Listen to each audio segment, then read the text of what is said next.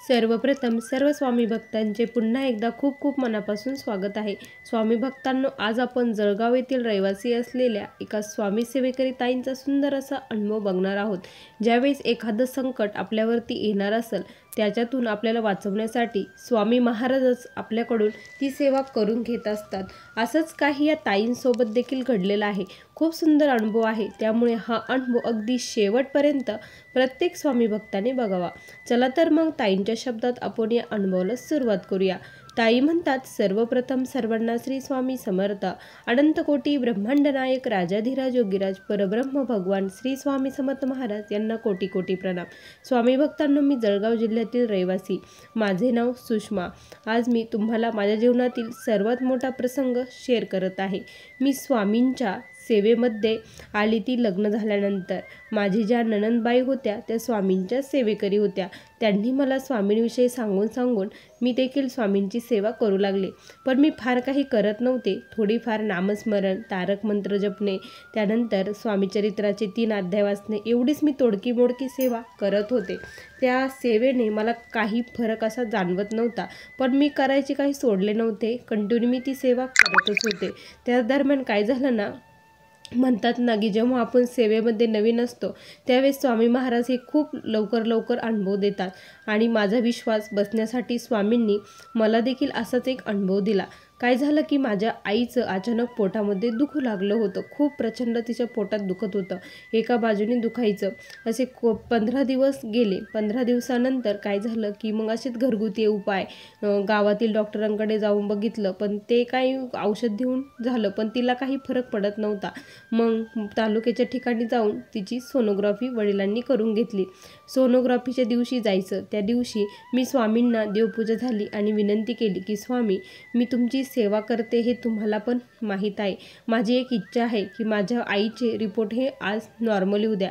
आज मी तुमचं दिवसभर नामस्मरण करेन, फक्त माझ्या आईचे रिपोर्ट नॉर्मल येऊ द्या, काही भयानक असं काही घडू देऊ नका, अशी विनंती केली। आणि दिवसभर काळजीतच आणि मी स्वामींचं नामस्मरण कंटिन्यू करत राहिले। त्या दिवशी दिवसभर नामस्मरण केलं। थोडा विसर पडला, आठवण आली की पुन्हा नामस्मरण सुरू। आणि संध्याकाळी मी आईला फोन केला की आई, काय झालं, काय म्हटले डॉक्टर?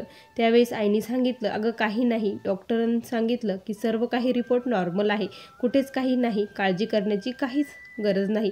असं म्हटल्यानंतर मी स्वामींपुढे गेली, त्यांना मुजरा केला, स्वामी ही तुमचीच कृपा आहे, तुम्ही मला खूप मोठा अनुभव दिला, खरंच तुम्ही आहात। त्या दिवसापासून मी खऱ्या अर्थाने स्वामी सेवेला लागले। स्वामींवरचा विश्वास हा खूप दृढ झाला आणि खूप स्वामींची सेवा करू लागले।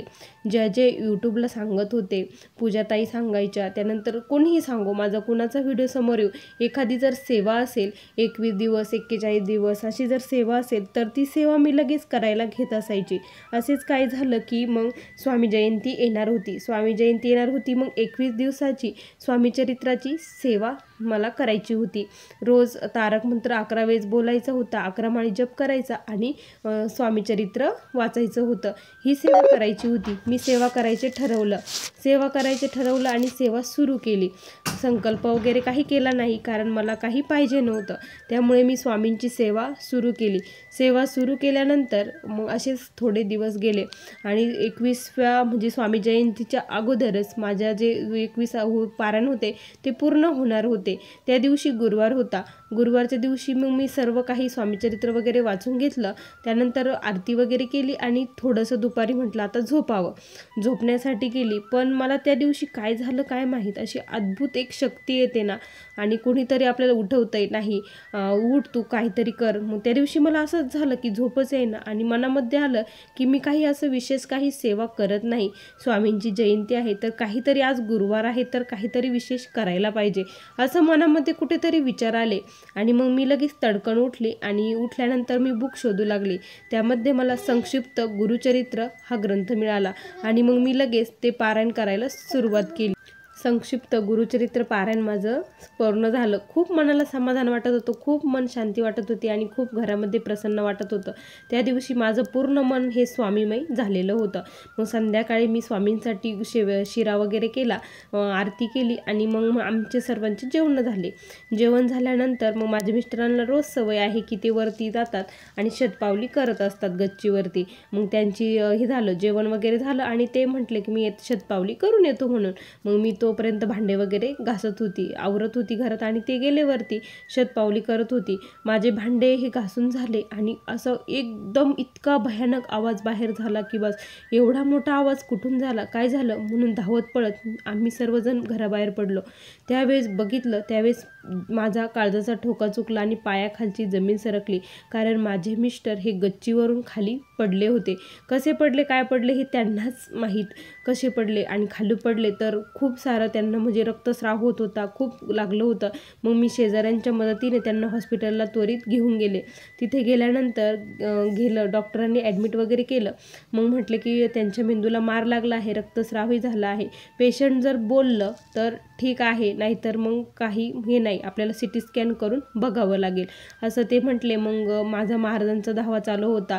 घरी सासूबाई ही स्वामींचा अखंड नामस्मरण करत होती, मुलगीही करत होती. इकडे त्यांचीही सेवा चालू, माझेही स्वामींकडे धावा चालू. त्यावेळेस काय झालं, मग डॉक्टरांनी CT स्कॅन वगैरे केले आणि माझे मिस्टर हे बोलू लागले होते, म्हणजे ते बोलत होते, बोलले. आणि मग CT स्कॅन केला तर ते डॉक्टर म्हटले की नॉर्मल आहे. पेशंट बोलत आहे म्हणजे हे अद्भुत आहे, खरंच काहीतरी तुमच्यावरती कृपा म्हणे, देवाची कृपा म्हणून हे पेशंट असं आहे. नाहीतर एवढा मार लागल्यानंतर पेशंट एक तर कोमात जातं, नाहीतर म्हणजे त्याला काही कळतच नाही, मेंदूलाच मार लागल्यानंतर असं म्हटले. त्यावेळेस मी स्वामींचे खूप आभार मानले, कारण स्वामींनीच माझ्या सौभाग्याचं हे रक्षण केलं होतं. त्या दिवशी जी काही सेवा करून घेतली होती ती स्वामींनीच करून घेतली आणि माझ्या स्वामींनी माझ्या सेवेचं फळ म्हणजे माझे मिस्टर मला पुन्हा दिले होते. हे खूप मोठा माझ्यासाठी अनुभव आहे. त्या दिवसापासून मग डॉक्टर म्हटले की तुम्ही तिसऱ्या दिवशी डॉक्टर म्हटले की तुम्ही पेशंटला घरी घेऊन जाऊ शकता. मिस्टरांच्या पायाला लागलेलं होतं, त्यांच्या पायाला ते जे ग्रिल आहेत ना, याचे आपले गेटचे ग्रिल असतात वरती, ते त्यांच्या पायामध्ये घुसलं होतं, त्यामुळे त्यांच्या पायाला हे लागलं, 4 टाके पडले होते.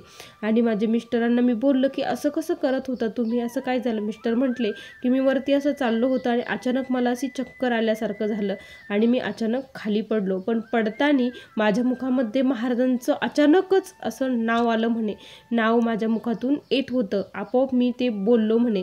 आणि मग मी म्हटलं बघा स्वामींची किती आपल्यावरती कृपा आहे, स्वामींनीच तुम्हाला वाचवलं. त्या दिवशी माझे मिस्टर देखील स्वामींपुढे नतमस्तक झाले आणि खरंच स्वामींचं अस्तित्व त्यांनी देखील मान्य केलं, कारण ते म्हणे मला वाटलंच नाही की आता मी पुन्हा इथून उठून आणि मी काही बोलू शकतो आणि काही करू शकतो, कारण इतकं मला काय झालं होतं हे मलाही माहीत नाही म्हणले. आणि त्या दिवसापासून माझे मिस्टरही स्वामींची सेवा करू लागले. त्या दिवसापासून मी स्वामींना काहीच मागत नाही. जी खूप सेवा म्हणजे स्वामी माझ्याकडून करून घेतात, पण मी स्वामींकडे मागायचं पूर्णपणे बंद केलं आहे. जे काही करायचं ते तुम्ही करा. जे अनन्य भावाने मी तुम्हाला शरण आले, माझं योगक्षेम तुम्हीच आता चालवा, एवढंच स्वामींना मी म्हणत असते. सर्वांना सुखी ठेवा. स्वामी भक्तांनो, असा मला आलेला हा स्वामींचा अनुभव होता. श्री स्वामी समर्थ. बघा स्वामी भक्तांनो, किती सुंदर अनुभव होता. तुम्हाला या ताईंचा अनुभव कसा वाटला नक्की कमेंटमध्ये कळवा. पुन्हा भेटूया अशा सुंदर अनुभवासोबत. तोपर्यंत सर्वांना श्री स्वामी समर्थ. जय जय स्वामी समर्थ. श्री गुरुदेव दत्त.